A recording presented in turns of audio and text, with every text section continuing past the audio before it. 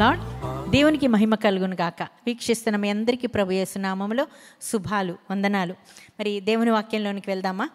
మన జీవితంలో, మన కుటుంబంలో, నీకు నాకు మనకెప్పుడు సంతోషం?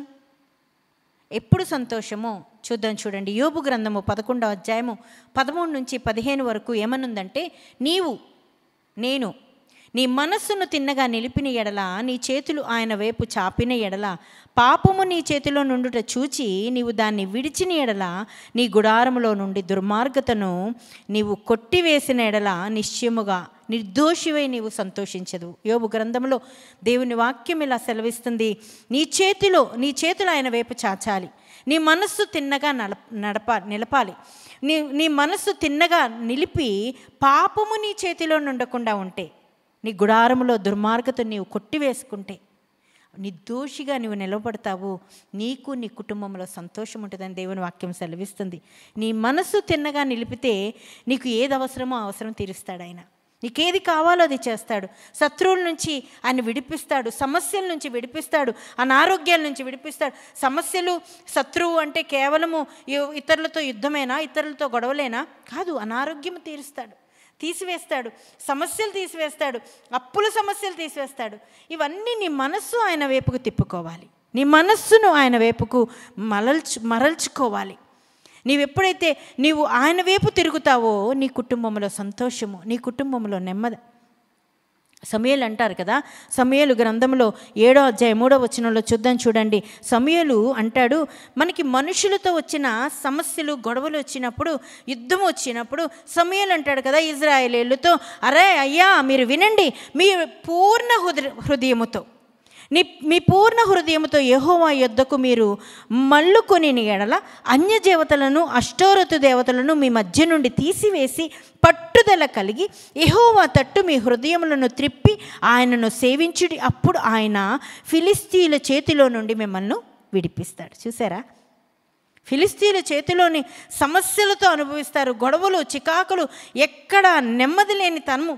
వారు తరుముతూ ఉన్నప్పుడు, వారితో గొడవలు ఉన్నప్పుడు సమూయేలు దగ్గరికి వస్తారు ఇజ్రాయేలీలు. అప్పుడు ఇజ్రాయేలీలతో సమూయేలు అంటాడు కదా, మీకు ఆ శత్రుత్వం పోవాలంటే, మీ నుండి, మీ చేతిలో నుండి, వారి చేతిలో నుండి మీరు విడిపింపబడాలి అంటే, మీ హృదయంలో ఉన్న, మీరు చేస్తున్న ఆ దేవతలను, అష్టోరత దేవతలను, అన్య దేవతలను విడిచిపెట్టండి అంటున్నాడు.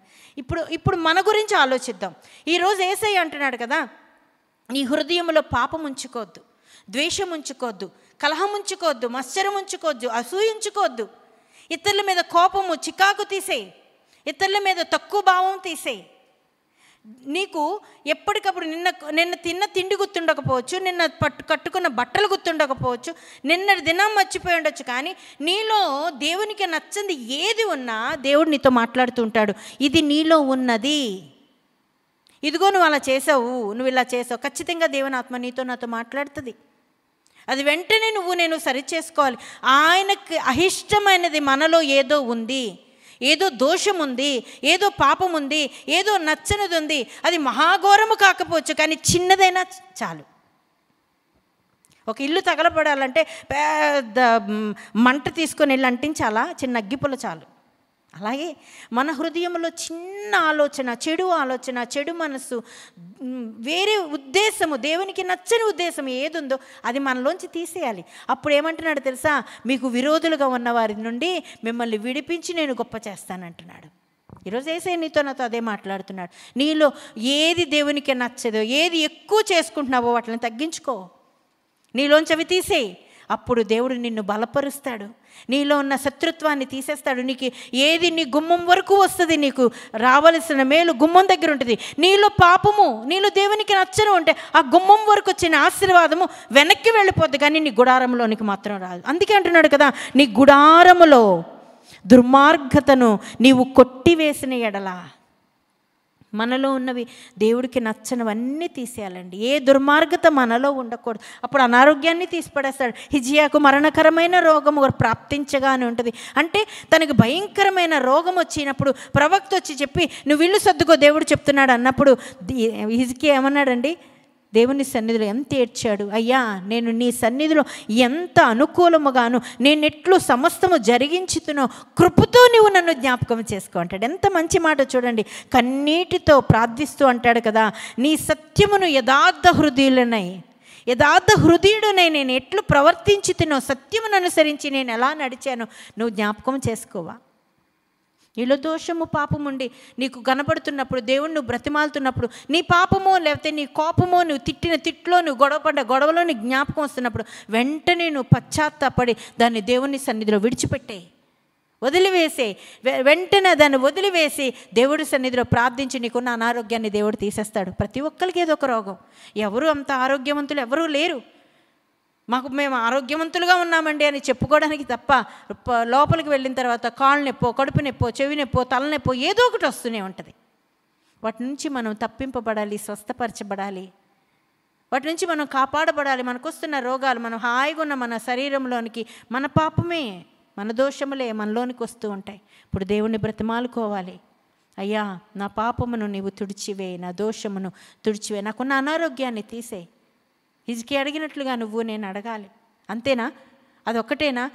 అప్పుల సమస్యలు కూడా ఆయనకు అనుకూలంగా నడిచినప్పుడు అన్నీ చేస్తానన్నాడు. మరి బోల్డ్ మందికి అందరికీ అప్పులు ఉన్నాయి. ఈరోజు నాకు అప్పు లేదండి అన్న వాళ్ళు ఎవరు లేరు. ఏదో ఒక లోను, ఏదో ఒక అప్పులు, భయంకరమైన తెలియక చేసిన అప్పులు కూడా, భయంకరమైన సమస్యలు ఉన్నవాళ్ళు కూడా ఉన్నారు.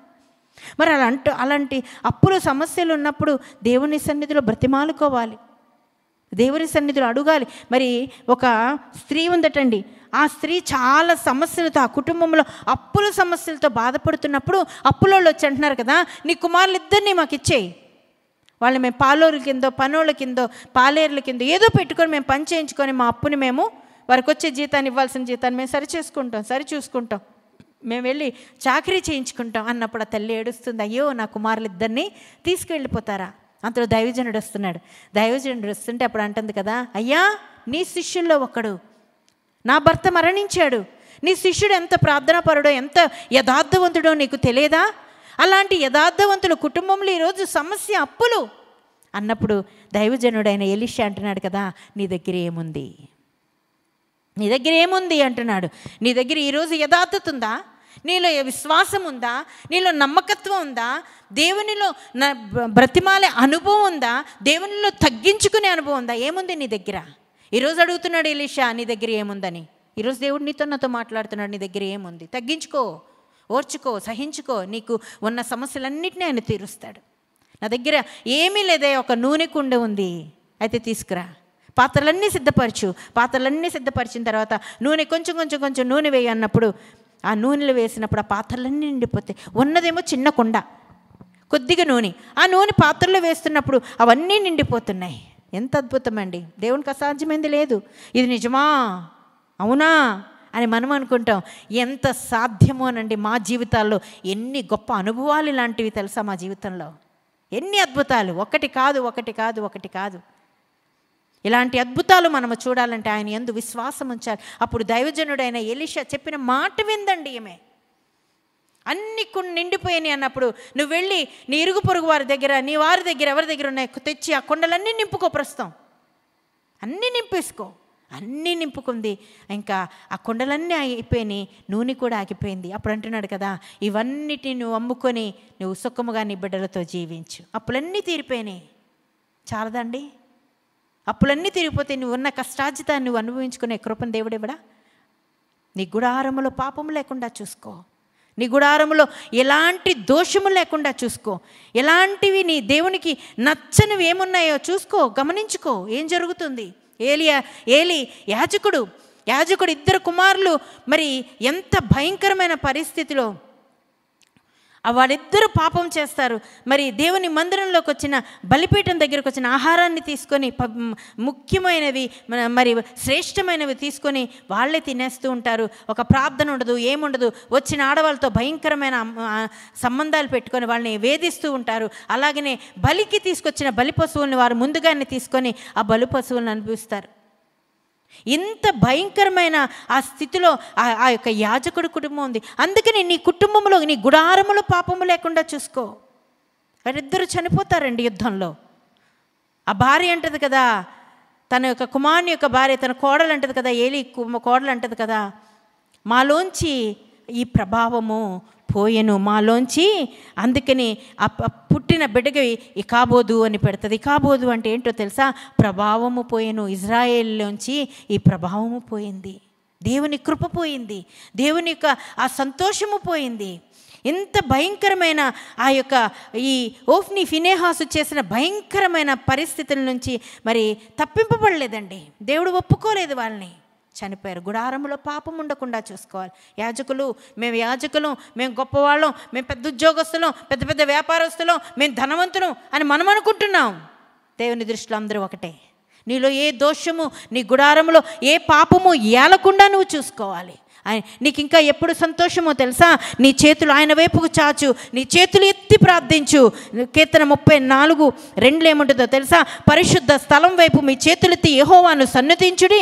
నీకు శ్రమ కలిగినప్పుడు నీ చేతులెత్తి దేవుని బ్రతిమాలుకో, నీవు గొప్ప గొప్ప కార్యాలు చూస్తావు. ఆయన గొప్ప సహాయకుడిగా నీకుంటాడు. నీకు గొప్ప సహాయం ఆయన దగ్గర నుంచి రావాలంటే నీ చేతులెత్తు. మోషే మరి భయంకరమైన అమాలేకులతో ఇజ్రాయేలుకు యుద్ధము సమస్య వచ్చినప్పుడు మరి దేవుని సన్నిధిలో యెహోషువకు అంటాడు కదా, ఈ జనాంతంతటిని యుద్ధానికి కావలసిన వారిని తీసుకుని వెళ్ళు, నేను కొండ మీదకి వెళ్ళొస్తాను అంటాడు. మరి కొండ మీదకి హూరుని అహరోన్ని తీసుకొని కొండ మీదకి వెళ్ళి మరి ఆ సమస్య వచ్చింది. వెంటనే అమాలేకులతో జయం రావాలంటే 2 చేతులు ఎత్తి ప్రార్థిస్తాడండి. ఆగలేదు ఎక్కడ. ఉదయకాలము మొదలుపెట్టి ప్రార్థిస్తూనే ఉంటాడు. మరి చేతులు నెప్పొచ్చి కిందకు దించినప్పుడు అమాలేకులకు విజయం వస్తుంది.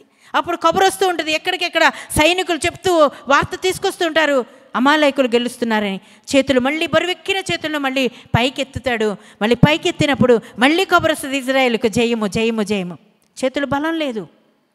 వెంటనే ఇటు అహరోను ఇటు హూరు 2 చేతులకు బలం ఉంటారండి. ఈరోజు నీ సంఘము, నువ్వు ఒక మందిరానికి వెళ్ళు, ఆ మందిరంలో స్థిరపడు.